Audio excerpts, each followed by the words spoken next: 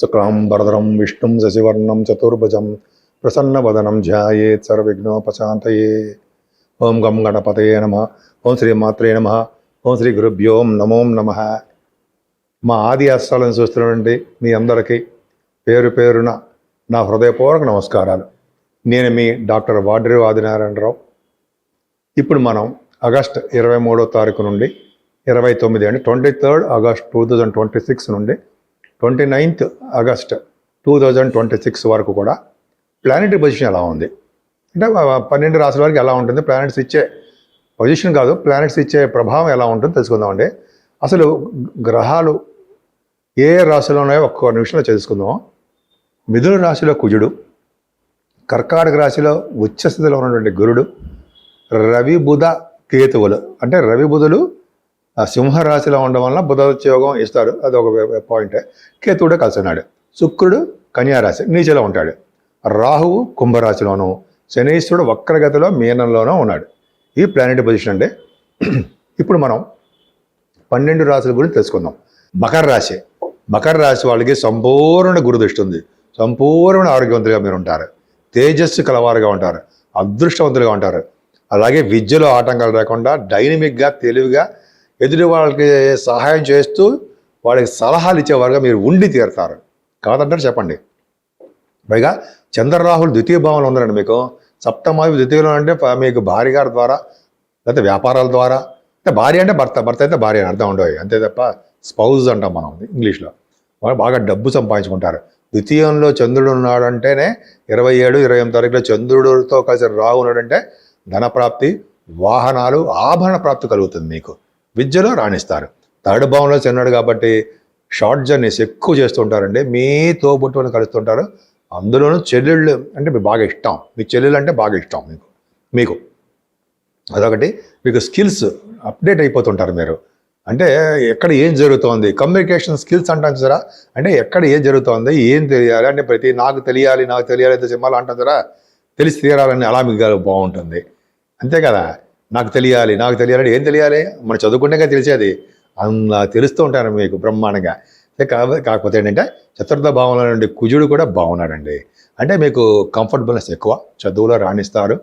అలాగే కుజుడు ప్రభావం మీకు 4th హౌస్ లార్డ్గా మీకు 6వ భావంలో ఉన్నాడు, యోగాన్ని ఇస్తాడు. ఈ సంతానం విషయంలో మాత్రం చిన్న చిన్న ప్రాబ్లమ్స్ వస్తాయండి, జాగ్రత్తగా ఉండండి.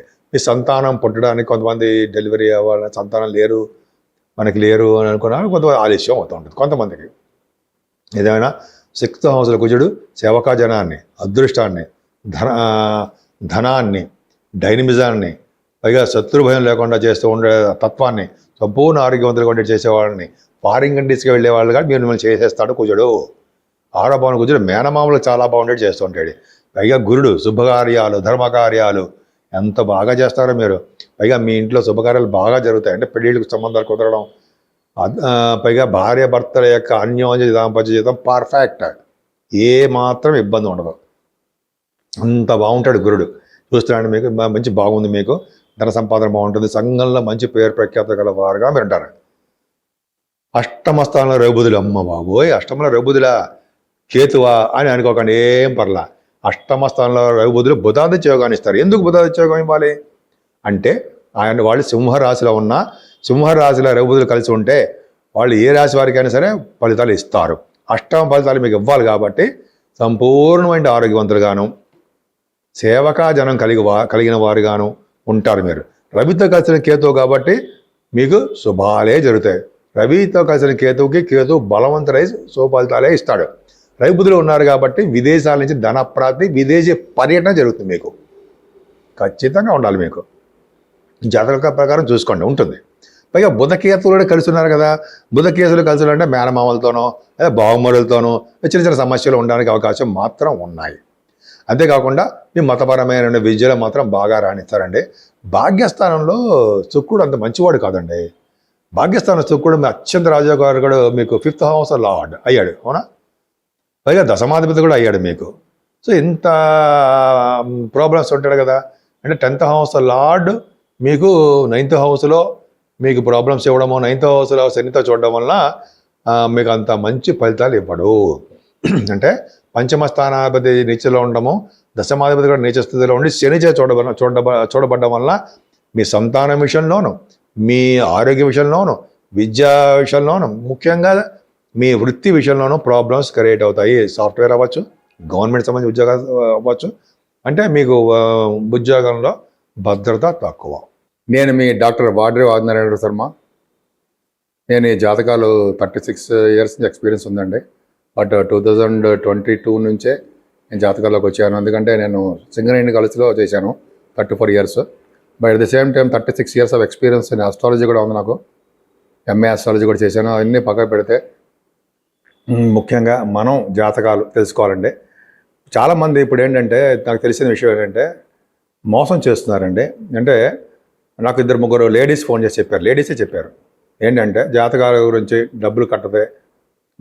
వైజాగ్లో ఒక ఆయన కూడా ఒక ఆయన కూడా చెప్పారు. ఆయన ఐఐటి స్పెషల్, అంటే ఐఐటి అంటే మీకు తెలుసు కదా, ఖరగ్పూర్లో చేశారు ఆయన, చాలా సీనియర్ ఆయన. ఆయన కూడా చెప్పడం ఏంటంటే నేను చాలామందికి ఫోన్ చేశాను సార్, కొంతమందికి ఫోన్ చేశాను జాతకాలు చెప్పమని. వాళ్ళు అంటే డబ్బులు కట్టండి సార్ 4,000 3,000 అని చెప్పి అన్నారు. కట్టాను. మళ్ళీ తర్వాత వాళ్ళు ఫోన్ చేసినా కూడా లిఫ్ట్ చేయట్లేదు. అంత అలా అయిపోయారండి. ఎవరు నమ్మాలో ఎవరు నమ్మకూడదో మాకేం అర్థం కావట్లేదు అని చెప్పి ఆయన నాకు ఫోన్ చేసి నన్ను కూడా నమ్మలే ఆయన. తర్వాత నేను చెప్పాను, సార్ మేము అదే అస్ట్రాలజీ ట్రస్ట్ అండి నమ్మకం, పైగా మేము బ్రాహ్మిన్స్ అవ్వడం వల్ల నమ్మకంగా ఉంటుందండి. ప్లస్ క్వాలిఫైడ్ నేను కాస్ట్ అకౌంటెంట్, అంటే నేను సింగరేణిలో కూడా అకౌంట్స్లో కూడా చేశాం కాబట్టి మోసము అనేది ఏమి ఉండదండి మా దగ్గర. నేను ఆల్మోస్ట్ ఇంట్లో కూడా అస్ట్రాలజీ కూడా నేను ఎక్స్పీరియన్స్డ్ కాబట్టి అసలు మోసము, మీ దగ్గర డబ్బులు అప్పుడు నాకు ఇవ్వకపోయినా పర్లేదు, నేను చెప్పిన తర్వాత మీరు ఇవ్వండి, చెప్పబోయే ముందర చెప్తాను అవి ఇవ్వండి అని చెప్పాను. అప్పుడు నమ్మకం కలిగి నేను అడిగిన దానికంటే ఎక్కువ డబ్బులు ఇచ్చారు. అది గ్రేట్ అండి. నేను చెప్పొచ్చేది ఏంటంటే ఎవరిని పడితే వాళ్ళని నమ్మకండి, డబ్బులు పంపించేవంటే పంపించకండి.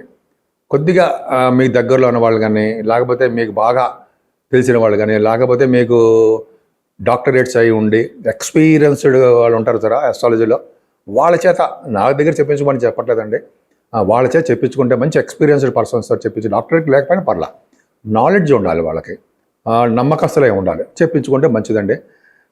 పైగా డాక్టరేట్ అయి ఉంటే కొద్దిగా సబ్జెక్ట్లో డెప్త్ నాలెడ్జ్ ఉంటుందని నా ఉద్దేశం. నాకు ఆ 2 ఉన్నాయి. ఆ 2 అంటే డాక్టరేట్ ఉంది, నేను ప్రొఫెషనల్ ఆస్ట్రాలజికల్ ప్రకారం కూడా నేను 36 years ఆఫ్ ఎక్స్పీరియన్స్ ఉంది. అంటే నేను 2017 వరకు కూడా నేను ఎవరికి చెప్పలేదంటే మా సింగరేణిలో చెప్పేవాడిని. నేను మీ డాక్టర్ వాడ్రే ఆదినారాయణ శర్మ. ఇప్పుడు మనం రెమెడీస్ ఏం తీసుకోవాలి, ఏం చేయాలి, లేకపోతే మనం గ్రహాల యొక్క ప్రభావం మనమే ఉండకుండా ఏం చేయాలి తెలుసుకునే ముందర నేను ఆస్ట్రాలజికల్ దీంట్లో కూడా ఉన్నాను కాబట్టి జాతకాలు చెప్తుంటాను. నేను జాతకాలే కాదు, పెళ్లి ముహూర్తాలు కూడా పెడుతూ ఉంటాం మేము అంటే నేనేనండి, మేము అంటే ఎవరు 100 మంది లేరు, నేనే పర్ఫెక్ట్గా చూసి చెప్తాను అనమాట. అంతేకాకుండా గొడుగు ముహూర్తాలు అయిపోయాయి కాబట్టి ఇంకా కష్టం. ఇవి మాత్రం పెళ్లి ముహూర్తాలు, ఇవన్నీ గృహప్రవేశ ముహూర్తాలు ఇవన్నీ కూడా మనం మన ఆది ఆస్ట్రాలజీ నుంచి మీరు పెట్టించుకోవచ్చు. ముఖ్యంగా జాతకాలు చాలామంది అడుగుయేది ఏంటంటే మాకు డేట్ ఆఫ్ బర్త్ లేకపోతే ఎలాగండి అది అంటారు. కానీ డేట్ ఆఫ్ బర్త్ ఉండాలండి, టైమ్ ఆఫ్ బర్త్ ఉండాలి, అలాగే ప్లేస్ ఆఫ్ బర్త్ 4 ఉంటే జరుగుతున్న దశలలో మీకు పర్ఫెక్ట్ రిజల్ట్స్ వచ్చేస్తాయి. అదే గోచారం. నేనే చెప్తానండి, జరుగుతున్న దశ గురించి చెప్తానండి. నేను మొత్తం అంతా వాళ్ళకి కూలంకషంగా మొత్తం విడమరి చెప్తుంటాను. ఆల్మోస్ట్ 40 minutes వరకు ఉంటుంది నేను చెప్పేది, రిటర్న్గా రాసిస్తాను. అలాగే నేను చెప్పే వాయిస్ కూడా రికార్డ్ కూడా చేసిస్తాను. మీకు చెప్తుంటాను, రికార్డ్ చేస్తాను. అంటే ఏంటి, మీరు ఒకసారి వినేసిన తర్వాత మళ్ళీ ఏం చెప్పారు ఆదినారాయణరావు గారు అంటే మళ్ళీ ఇంకోసారి రికార్డ్, నేను చెప్పిన వీడియో అదే వాయిస్ వినొచ్చు అనమాట. అలా ఉంటుంది మన దగ్గర. సో ఇదొకటేనండి. చాలామందికి ఏంటంటే అన్నీ ఉండాలి, డేట్ ఆఫ్ బర్త్ ఉంటే పర్ఫెక్ట్గా జాతకం వస్తుంది.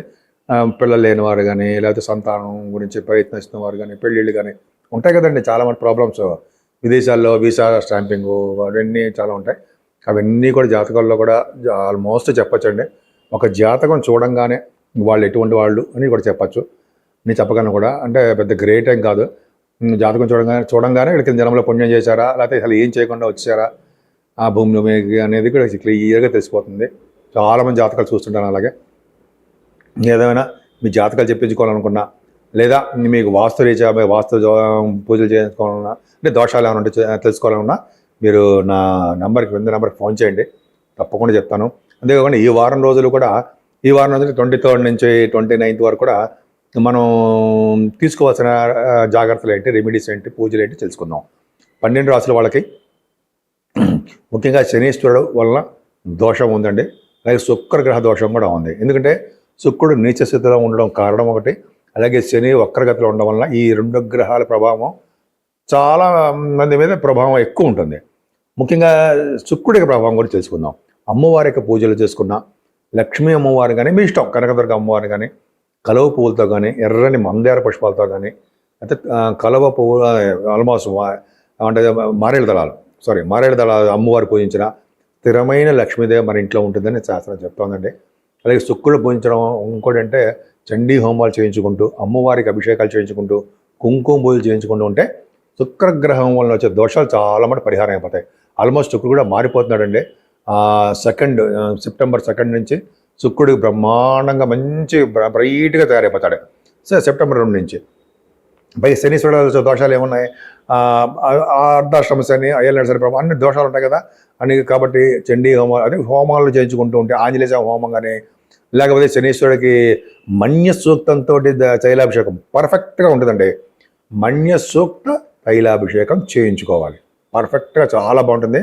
ఎటువంటి అనారోగ్య సమస్యలు ఉన్నా, ఎటువంటి చిక్కుల్లో ఉన్నా, కోర్టు కేసులో ఉన్నా సరే గెలిచి తీరుతారు.